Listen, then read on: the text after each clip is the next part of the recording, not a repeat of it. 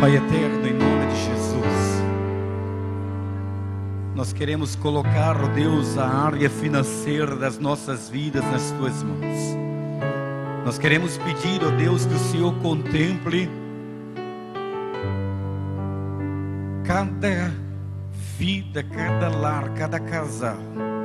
Se há entre nós, ó Deus, vidas que precisam de um milagre nas suas finanças, o primeiro passo, ó Deus, que nós queremos é entender que esse milagre é pedir ao Senhor que nos ajude a sermos fiéis a Ti.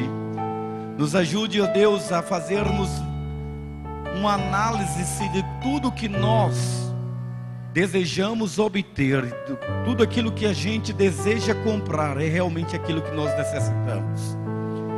Ó Deus, que haja legitimidade naquilo que nós consumimos. Que a bênção do nosso Deus seja na nossa vida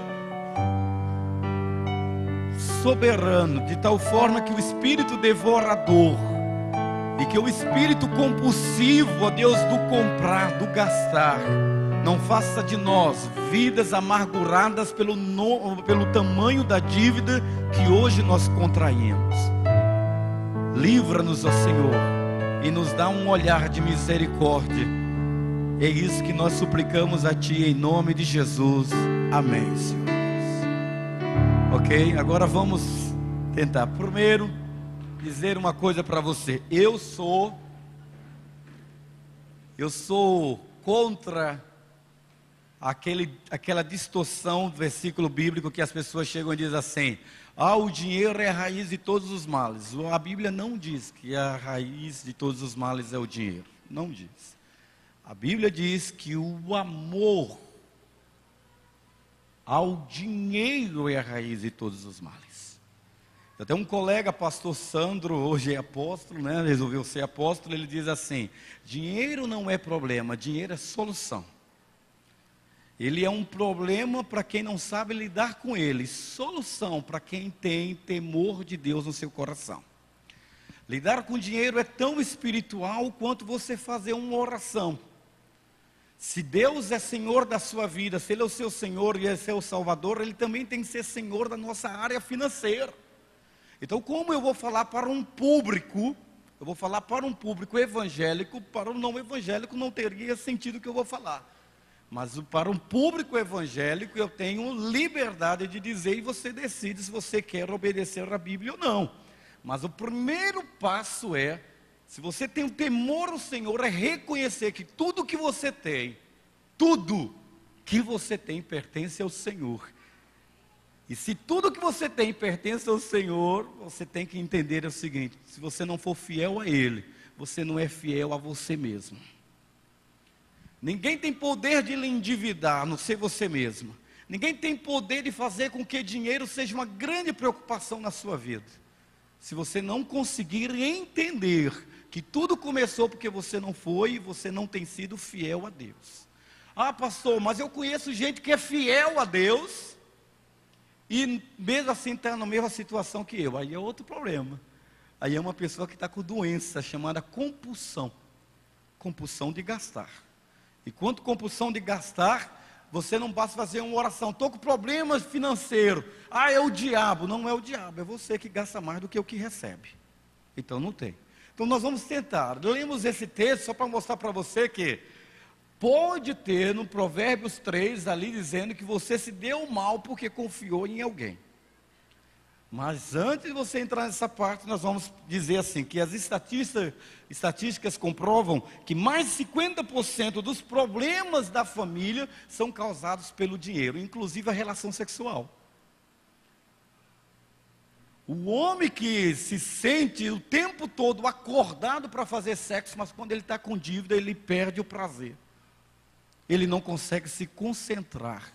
O dinheiro, 50% das crises, essa é uma estatística de pesquisa do Instituto da Família, que diz assim: 50% dos problemas da família se dá por causa do dinheiro. Mas por que isso? Às vezes o casal não andam junto financeiramente. Nós casamos. É meu bem, mas meus bens. Seu dinheiro é seu dinheiro e o meu dinheiro é meu dinheiro. Ou a mulher que diz, eu quero trabalhar fora, eu quero ganhar dinheiro para manter o meu luxo. Você assume toda a casa. Quando o casamento não contempla o endividamento e o lucro também, não existe casamento. Não existe. Existe apenas acasalamento. E acasalamento você tem com uma pessoa sem ter vínculo com ela. Mas a sociedade, que é a proposta do casamento, é uma sociedade. Ou seja, está incluso o que você recebe. Agora eu vou falar, machucar as mulheres primeiro. Mas meu dinheiro, não é justo eu colocar meu dinheiro, ele é o homem da casa, para que você vai trabalhar fora? Então fique dentro de casa. Eu fico dentro de casa e vou ter o quê? Eu vou dizer para você, à luz da Bíblia, o que a Bíblia ensina. Agora, para os homens, se sua mulher trabalha dentro de casa e não trabalha fora, você tem que dar um salário para ela.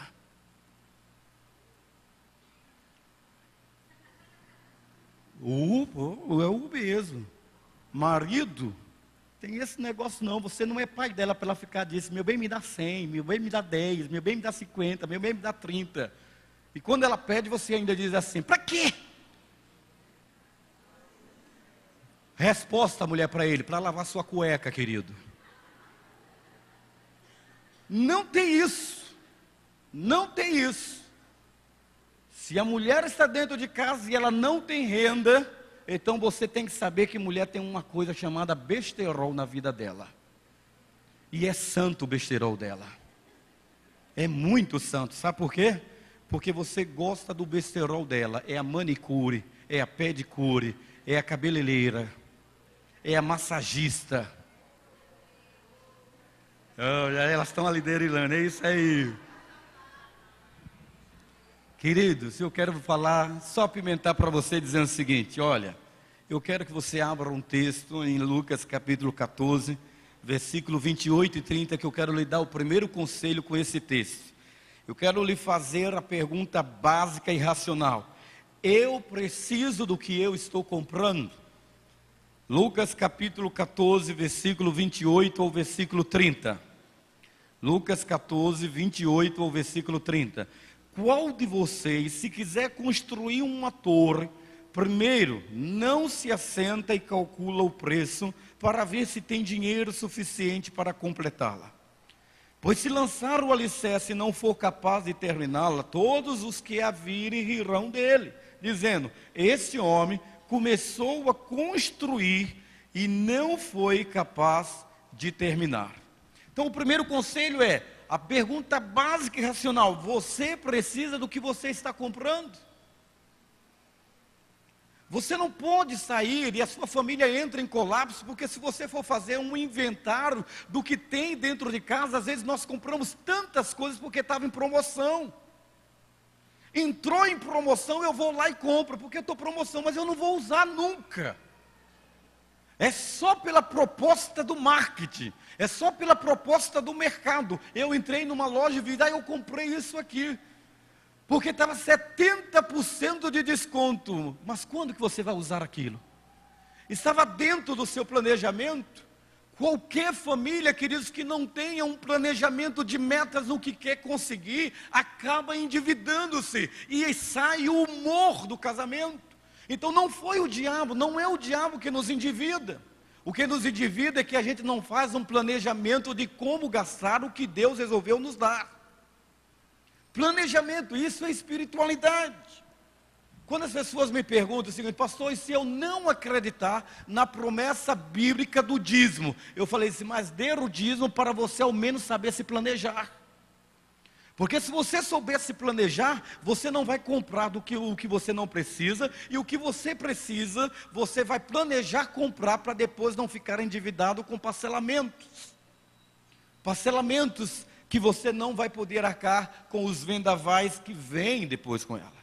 Mais de 70%, querido, do que nós compramos é emocional. Emocional, não é uma necessidade básica. Sabe o que não é uma necessidade básica? Eu já contei minha história para vocês aqui. A história da abençoada Zafira, lembra minha história? Eu não precisava. Não precisava daquela Zafira. Mas e o consumo? E a pressão social, que você tem que ter um carro bom. Aí eu fui aprender na prática que quando você compra um carro, né, Ianã, você não compra apenas pela parcela do carro. Você tem que computar quanto de combustível você vai gastar, quanto é o pneu daquele carro, se você tiver que comprar. O pneu, o combustível, o IPVA daquele carro, você tem que colocar tudo, a manutenção daquele carro. Aí você diz assim: sou pobre, não posso ter esse carro. Porque a prestação da Zafira não era a única coisa. Então a gente compra as coisas, às vezes, pela pressão social. A gente compra pela pressão e o status de querer aparentar o que a gente não é. Você quer que Deus resolva um problema de crise financeira na sua família? Põe o pé no chão e deixe de viver de aparência. Venda o que você tem que vender. Porque se você não vender, vai só uma bola de neve, querido. Uma bola de neve. E vai gerando dívida sobre dívida, e você entra no cheque especial, e você entra no cartão, no limite estourado do cartão de crédito. Quando você vê, você tem cartão que você nem precisa. Pretinho, amarelinho, verdinho, branquinho, tudo lá. Vizinha, a American Express, Mastercard, e qualquer outra bandeira que aparecer você quer. Porque o problema é ter cartão de crédito. Só que no final do mês a fatura também vem. 70% do que nós compramos vai do nosso emocional, querido. Depois que eu e Lídia fizemos o curso de finanças aqui na igreja, a gente entra assim, ó. A gente entra na loja e diz assim um para o outro: olha o foco. Os vendedores não entendem nada. Foco, mulher, foco. As vendedoras pensam que é foco no que nós vamos comprar. Não, foco, o curso, o que nós aprendemos. Foco, olha o foco. Sabe o que você diz assim, ó? Levamos um ano e meio, quase 2 anos para comprar um sofá. Poderíamos ter comprado. Mas lá em casa estava sem sofá. Quem chegava lá em casa disse: puxa aí as almofadas. Um dia desse entrou o Wilson lá em casa, ele disse assim: meu Deus, eu acho que eu olhei para a cara dele assim, eu acho que o Wilson levou um choque. Chegou lá em casa, não tinha rack, não tinha sofá, tinha uma sala vazia. A desculpa que eu dava: é espaço para as crianças brincarem. Elas precisam correr, é apartamento. Gente, saber quando comprar. Se tem uma coisa que aquela Zafira me ensinou, foi isso. Ela veio para isso. Você não precisa ter as coisas para mostrar que tem. Você tem que ter aquilo que você precisa. É o que você precisa. Ah, a pessoa vai chegar e vai dizer assim para você: não, você tem que ter um carrão. Para quê? Quem é que vai pagar a parcela dele no final do mês? Quem é que vai abastecer no final do mês? Você está endividado, querido, mas não baixa a crista. Está endividado, a família está em colapso, você quer continuar comendo todo final de semana picanha. Por favor, frita um ovinho de vez em quando. Para que você tem que comer picanha? Não dá tempo. A gente tem que precisar entender, queridos, que até para comer, para vestir, para morar, para andar, você tem que pensar nisso. E às vezes a gente esquece. Olha para mim o que eu vou dizer uma coisa para você. Eu já tinha passado por outras lutas financeiras, mas é assim um princípio que eu aprendi nesse tempo aqui, é assim, ó: não me importa o quanto o padrão de vida, o quanto você comece a ganhar mais, não altere o seu padrão de vida porque entrou R$1.000 a mais no seu salário. Entrou R$1.000, mas mantenha o mesmo padrão. Não se deixe ludibriar. Nós já tínhamos passado essa dívida familiar, nós estávamos mal, eu e a Lídia, e um dia ela começando a chorar e falando comigo exatamente, eu ajudava todo mundo, mas não ajudava a mim mesmo. E quando nós resolvemos reformular a nossa vida, naquela primeira fase, foi difícil, querido. Nós não tínhamos nada, mas nós precisávamos comer. E nós comíamos, querido. Eu nunca comi tanto frango na minha vida. Eu comia segunda-feira frango, asinha de frango. Terça-feira, miúdo de frango. Quarta-feira, coxinha de frango. Aí, eu estou só frango. Frango ensopado, frango assado. Sábado, domingo, jantávamos na casa dos irmãos, para sair do frango. Eu tinha uma mania absurda, querido. Eu só Só queria, por causa da propaganda, aparecia os caras lá, Ralph, papel higiênico, neve. Eu só queria neve, porque neve era bom. Mas eu não tinha dinheiro para comprar o neve, comprei pompom. Gente, era um papel áspero, mas era o que eu podia. Aí você quer manter o mesmo padrão de compra, põe o pé no chão. Querido, aqui ó, você está endividado, e se você for tomar um empréstimo, vai continuar endividado.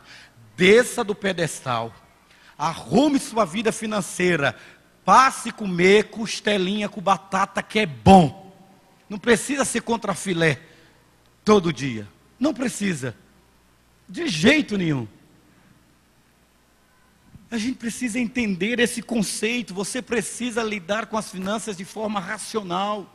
Você precisa entender que para gastar o que você recebe, você precisa calcular para saber se sobra, para seguir o pique da maioria ou da minoria da Cibapa e sair para jantar ou para comer todas as noites. Calcule, querido, quanto você recebe. Faça uma planilhazinha básica. Vai salvar a sua família, coloque a família na realidade. Vamos orar e pedir a Deus para nos ajudar. Calcule. Quanto eu tenho? Vá negociando. Minha dívida 3 anos atrás na Cibapa estava 5 vezes mais do que eu recebia. 5 vezes mais. Eu chegava para a administradora dessa igreja e ia pedir o adiantamento do outro mês, como se eu tivesse mais, já estava pedindo adiantamento de julho. Não era de junho, não. Gastando demais, cartão de crédito. Parcelando. Acabando. Ana Paula e o Arilton nos ajudando, cartão de quebra, cartão de PK, tira cheque especial, faz uma limpeza. E a Zafira ali presente na minha vida. Sabe por quê? Porque quando você compra alguma coisa que Deus não está presente nesse negócio, só serve para você dar aborrecimento a você. Você precisa fazer um orçamento de tudo que você quer comprar, nem que seja um grampo. Ah, é um grampozinho, mas não está dentro do seu orçamento, então vai para o outro mês. Ah, não está dentro do seu orçamento, vai para o outro mês. Ah, não dá para passear, fale para os meninos, não dá agora, o coração da gente aperta. Aí você vai e diz assim, não, eu só dou marca Danone, porque a gente é fiel à marca, né? Se tem uma nação que é fiel à marca, é brasileira. Não, só dou Danone. Aí você compra Paulista, você compra qualquer outro que tenha o mesmo sabor, morango. Você entra dentro do orçamento. Mas você precisa entender que Deus quer lhe ajudar, se você quiser ajuda. Se você não entender isso, que o propósito de Deus espiritual na sua vida, eu não acredito na teologia da prosperidade. Deus vai reverter o meu cativeiro financeiro. Não vai não. Se você não mudar. Se você não parar de gastar como você gastava antes. Você não vai não, Deus não vai reverter esse quadro. Ele não é cúmplice da nossa compulsão, do nosso desregramento de consumo. Deus não é capitalista, Ele não é consumista. Ele é o Deus que prometeu suprir todas as nossas necessidades, segundo as riquezas em glória em Cristo Jesus. Mas necessidades e não superficialidades ou coisas supérfluas. Ele não prometeu dizer isso a você. Não, agora porque você está numa igreja naipe, eu vou tratar você de forma naipe. Vá por isso não, meu querido, vá por isso.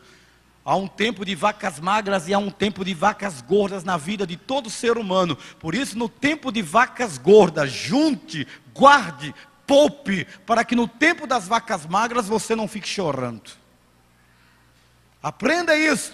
Há tempo para passear. O cara está endividado, mas ele quer passear. Quer passear, querido? Vá passear. Nós temos uma das maiores praças da América Latina, Praça dos Girassóis. Dá uma volta nela inteira. Você vai ver que foi um passeio gostoso. Você não está com dinheiro para passear agora. Há tempo para tudo. Põe o pé no chão. Então, meu primeiro conselho para você, baseado em Lucas 14, 28 a 30. Planeje, seja racional. Use a mente e não as emoções. Entenda que Deus quer lhe ajudar. todo mundo cai doente nesta vida, todo mundo envelhece, todo mundo passa por dificuldade. Então você precisa ter o seu reservatório.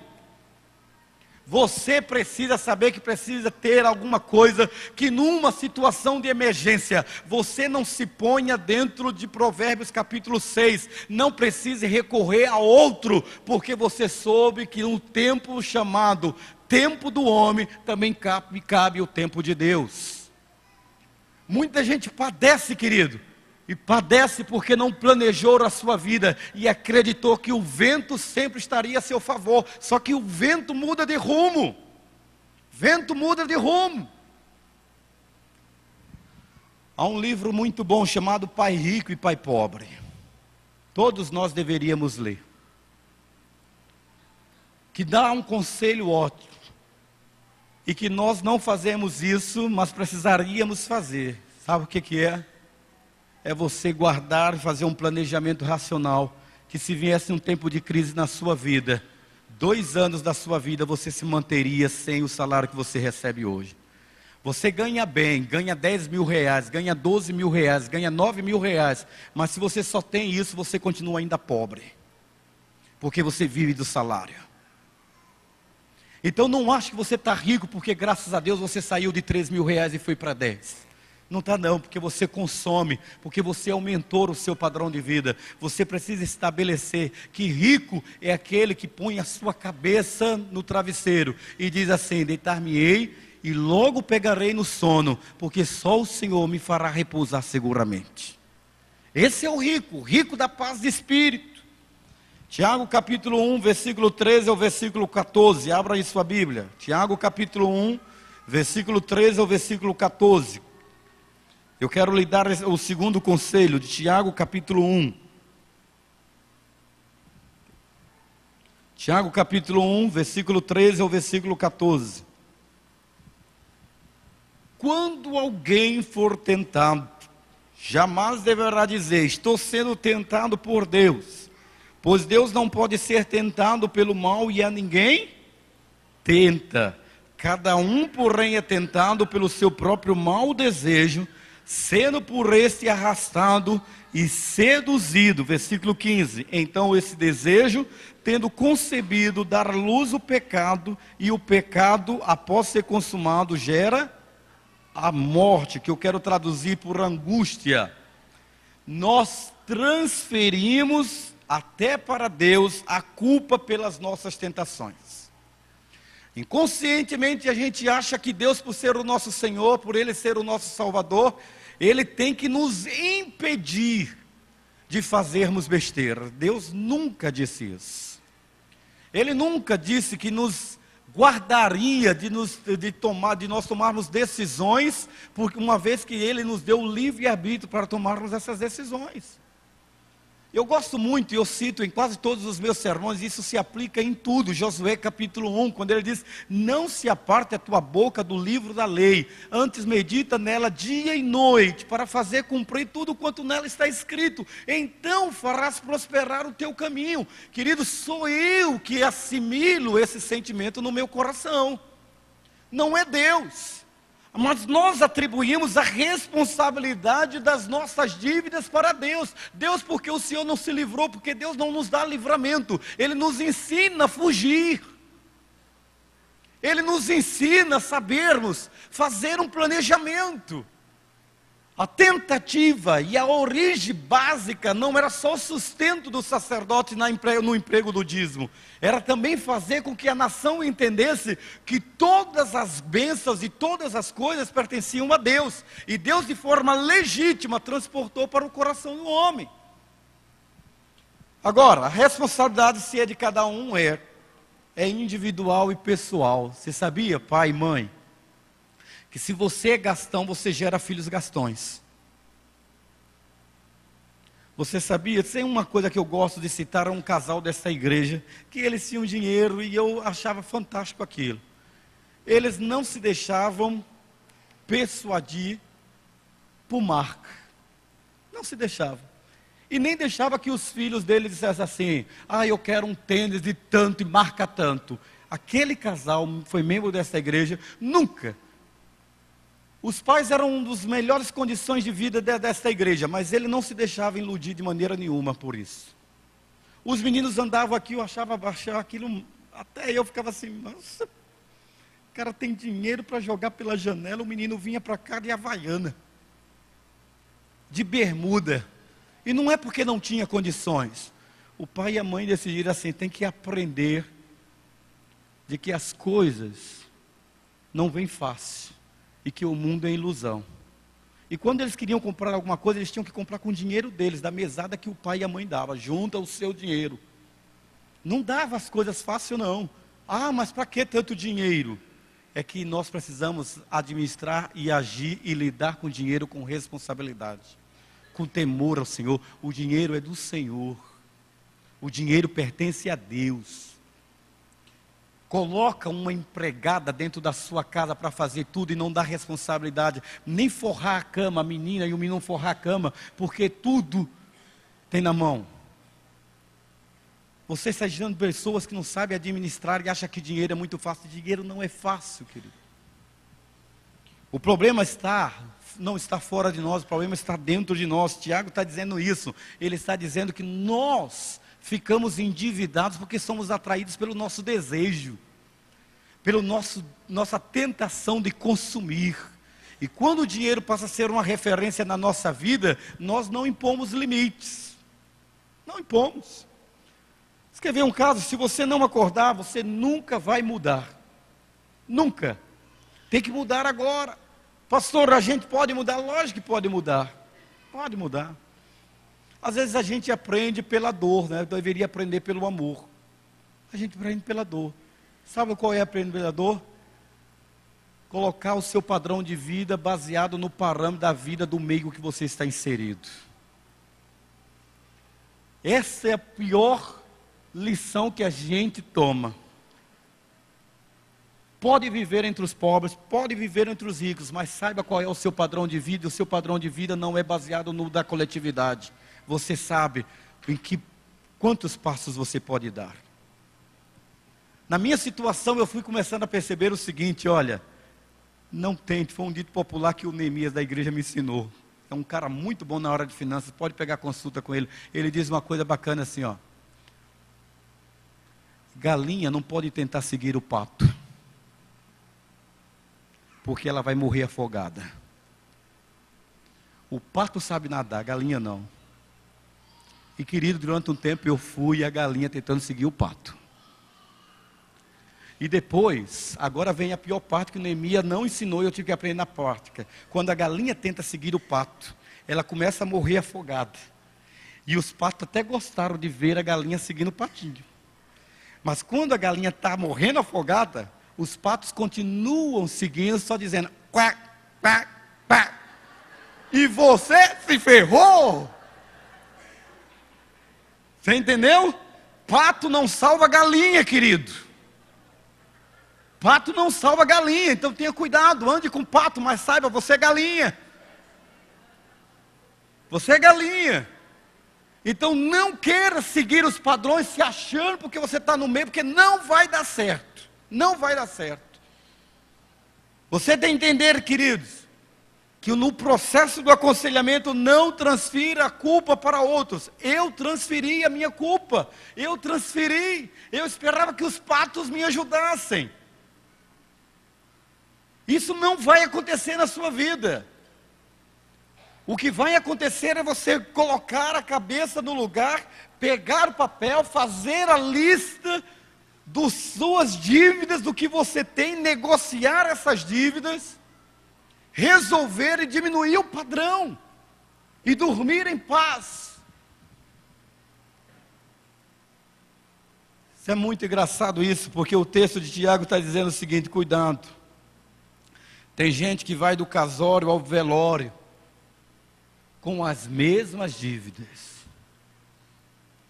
Às vezes não, eu tomo como referência algumas pessoas nessa igreja. Deixa eu dizer uma coisa, às vezes as nossas habilidades e competências de fazer dívida e viver endividado vêm de família. Isso não é maldição hereditária, é que seu pai era assim, sua mãe era assim, sua família era assim, e você aprendeu a ser assim. Uma pessoa que tem uma mãe e um pai que não paga dívidas, que não paga juros, né, Irene? Que não paga isso e aquilo, ela tem um padrão.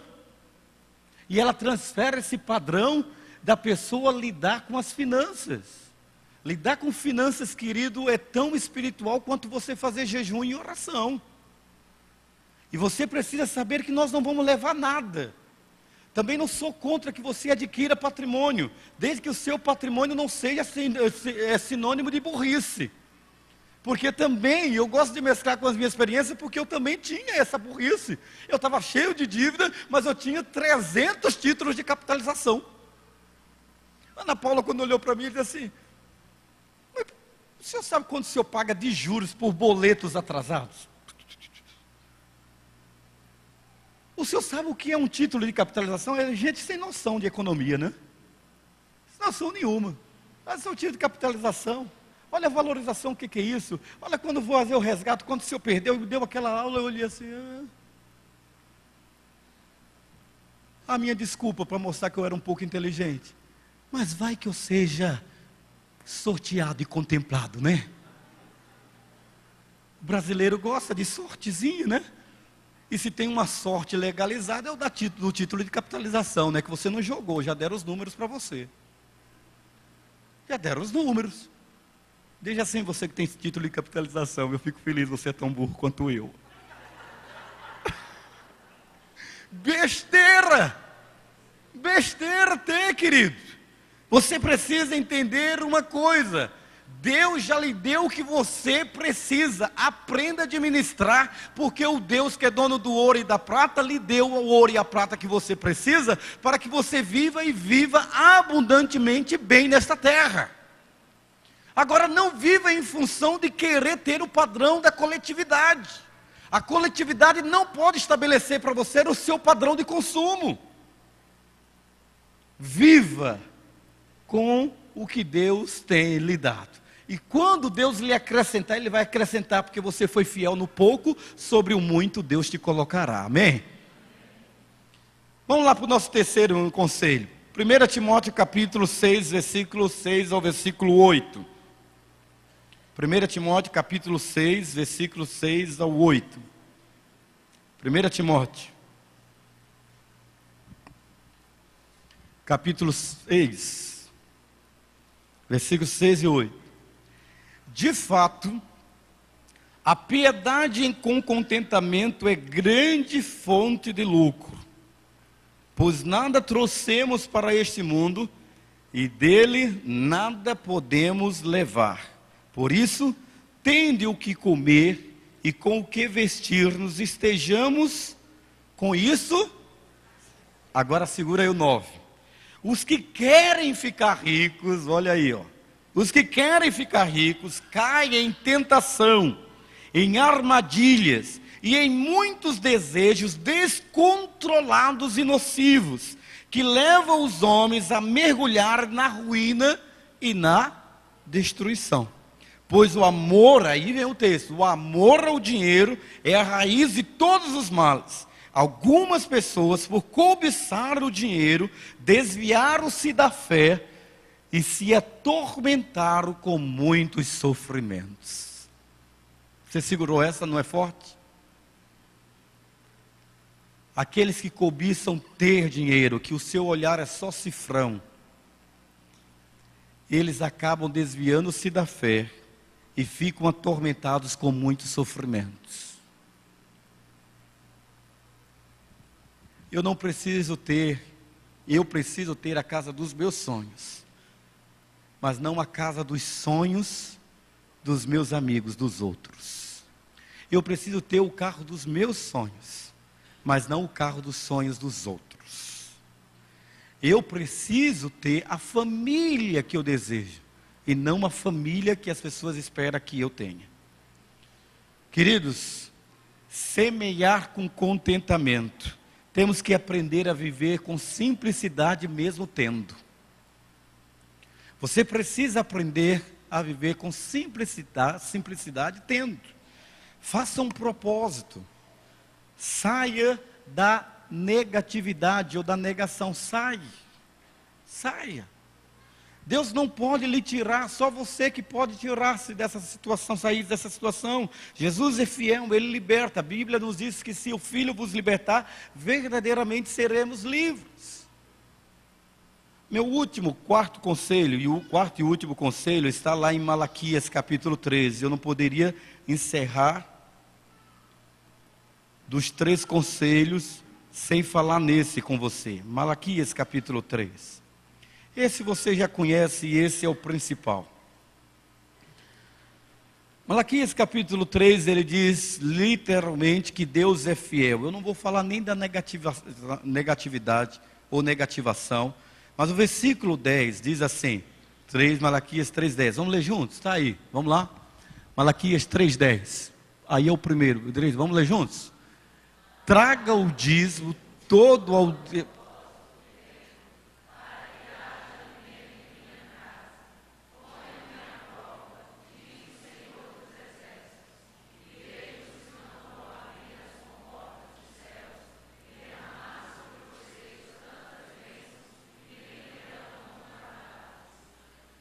Sabe, esses dias eu estava falando com o Cleves um negócio, e aí eu estava elogiando Irene Falcão.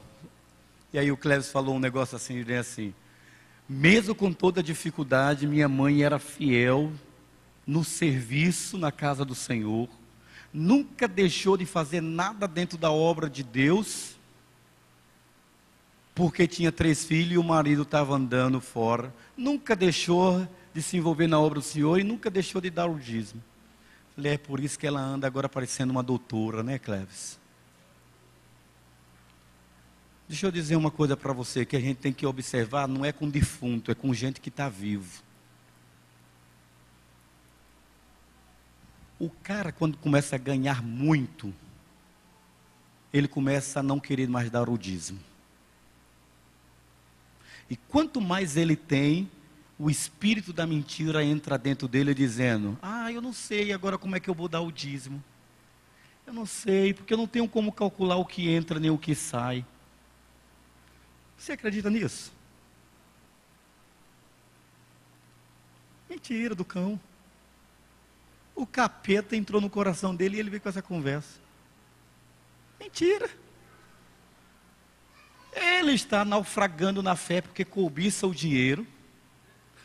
E está dizendo que ele não sabe mais como dar o dízimo, que ele não tem como dar o dízimo do que entra e que sai. É verdade. O texto está dizendo o seguinte, que aqui, a revelação de Deus para a nossa vida, eu posso ser infiel, você também pode ser infiel. Deus não castiga os infiéis, mas nós somos castigados por nós mesmos. O texto que nós lemos de Timóteo está dizendo que foi Deus que puniu a mão. Veja o que é que diz o texto sagrado. Foi Deus que puniu ou que pune? Não, ele diz literalmente assim o texto, olha, Deus é aquele lá em 1 Timóteo que nós lemos assim, que nós somos e temos sofrimento porque a nossa cobiça nos furta de sermos fiéis ao Senhor. Essa é a grande diferença. Aí chega Malaquias, agora ele está dizendo o seguinte, Deus é aquele que vai repreender o espírito devorador. Eu fui pesquisar isso para você. Espírito devorador significa o mesmo que Paulo vai falar na frente da cadeia, da armadura de Deus, da hierarquia. É o espírito que nos seduz ao engano. Um espírito nos seduziu. Um espírito nos empurrou para uma posição contrária à posição que Deus estabeleceu para nós. Eu digo uma coisa para você, querido. Uma coisa que eu aprendi lá em Belfort-Lelás. Naquela época eu era pastor da primeira igreja batista de Nova Aurora. Eu acho que alguns já lembram dessa história que eu contei aqui. Eu tinha 3 irmãos abençoados. E eles eram contra a doutrina do dízimo. Contra. Então eles chegavam no culto e eles pegavam o boletim, lembra do boletim? Ele pegava o boletim para saber em que parte do culto que eles só entravam depois do dízimo. Só entravam depois do dízimo. E aí naquele dia, eu vou dizer uma coisa para vocês. Eram os caras que mais brigavam nos meus conselhos administrativos. Eles deixavam de dar o dízimo por tudo. Deixavam de dar o dízimo por causa que o pastor... Uma época eles fizeram uma coisa satânica. Vocês acreditam? Mas foi antes de mim. O pastor era pastor Cleosmar Salazar de Souza. Sabe o que eles fizeram para forçar o pastor a sair? Eles juntaram um grupo de irmãos. Isso é coisa do capeta, do cão. Juntaram um grupo de irmãos. Nós não podemos ser infiel ao dízimo. Olha a cabeça de Satanás, como é que ele semeia na cabeça do ser humano. Nós não podemos ser infiel ao dízimo. Mas nós não concordamos com a administração do pastor. Então vamos fazer o seguinte, vamos abrir uma conta poupança e vamos depositar nosso dízimo lá, para quando o pastor sair a gente entregar na igreja. Mas se a gente não der o dízimo, ele não recebe salário, e aí ele sai da igreja. Essa estratégia quem foi que deu, gente? Diabo. Eu não dou, eu entrego o dízimo. Eu entrego o dízimo para quê? Por causa do meu compromisso com Deus. Eu não entrego o dízimo. Se o pastor da igreja evangélica do país ao lado disser para você dar o dízimo porque você vai ser próspero, eu digo que é mentira, porque tem muita gente que não dá o dízimo e que continua prosperando. Eu não digo que você dá o dízimo porque Deus vai repreender o espírito devorador, porque aí alguém racionalmente vai dizer o seguinte, e aí, o devorador não chegou até mim. Não é nada disso. Eu entrego o dízimo porque eu tenho um compromisso com Deus. Eu entrego o dízimo porque eu quero ensinar a minha família. Eu entrego o dízimo porque eu quero que os meus filhos aprendam a ter compromisso com o Senhor. Eu entrego o dízimo, mas sobretudo porque é um cumprimento do mandamento divino. Então eles fizeram isso. Naquele dia comigo, eles fizeram isso. Eu mudei a ordem do culto. Chegaram, ficavam lá na porta conversando. Eu coloquei o louvor por último. E eles cantaram, eles falaram assim, não, já passou o dízimo, porque está com louvor. Preguei. Depois que eu preguei, eu disse, agora vamos fazer um momento, na época era chamado momento ofertório. Agora vamos fazer um momento ofertório. Quase que os três infartavam na hora. Um olhou para a cara do outro. Falei, pronto, vai morrer. No final eles vieram dizer, por que o senhor fez isso? Fiz o quê, irmão? Colocou o dízimo, foi para nos afrontar. Não, coloquei porque é a liturgia do culto. Aquele homem se tornou meu inimigo. Mas deixa eu dizer uma coisa para você, que eu já era casado com a Lídia. Como foi que esse homem morreu? Sozinho numa cama, eu levando para o hospital da Posse no Rio de Janeiro, sem filhos, sem companheiros, sem ninguém. Sem ninguém. Era lastimável a situação daquele homem. Só eu e ele. Só eu e ele. Aí você vai dizer, pastor, isso tem a ver com o dízimo. Não estou falando da finança, eu estou falando do dízimo de tudo que ele não dava. O dízimo do tempo para a família, o dízimo do tempo para a igreja, o dízimo financeiro, ele não dava nada. E ele morreu sem nada, com uma baita hemorroide enorme, que parecia mais uma coisa que não sei nem descrever, só eu e ele, eu implorando para a família, para ela, não vamos não, pastor. Não vamos. Querido, a família e o dinheiro, na vida daquele homem era assim, ele achava que todo mundo queria tirar alguma coisa dele. Quando você acha que tudo é só as coisas materiais, você esquece de valorizar as verdadeiras coisas que estão perto de você, que são gente, pessoas que querem ser amadas e precisam ser amadas por você. Amém? Vamos ficar em pé?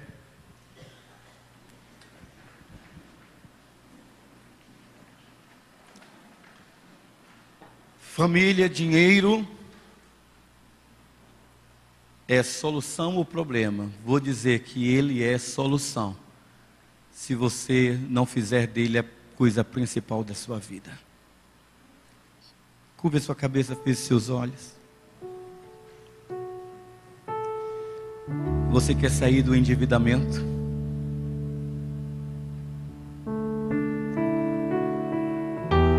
Você quer sair da área do consumo?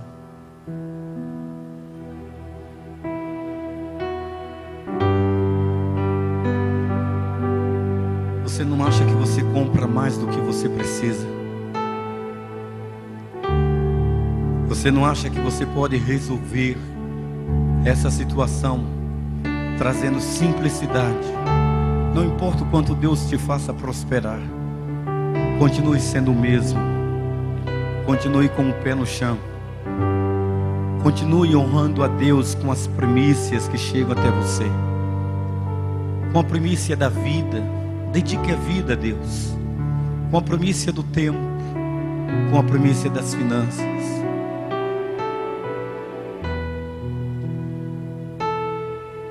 Se salvação é amar a Deus de todo o seu coração, de toda a sua alma, de todo o seu entendimento, é amar o Senhor com todas as suas forças.